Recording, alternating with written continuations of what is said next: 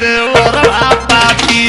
नसवे में भारतीय साया रे देवरवा पापी कैसे की भारतीय साया रे देवरवा पापी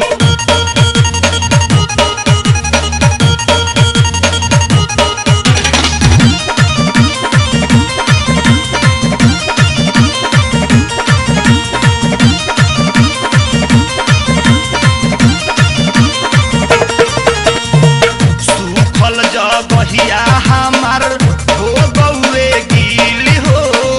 टाइट सामान हमार कदी हुए ढील हो सूखल जगहिया हमार हो गौए गील हो टाइट सामान हमार कदी हुए ढील हो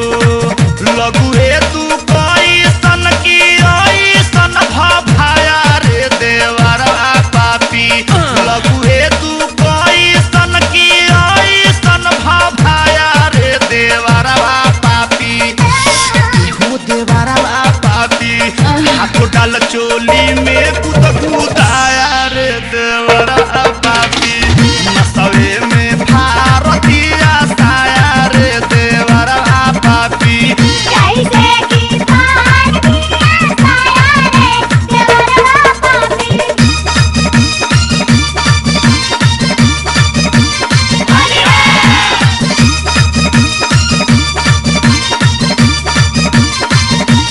तीन दल निराला देवरा नदीन नादान हो कमल मनोज रमेश के बड़हन सामान हो ए हो रुदल गणेश देवरा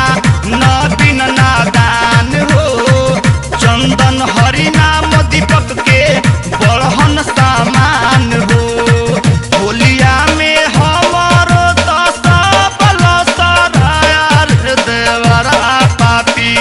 होलिया में हमारो देवरवा पापी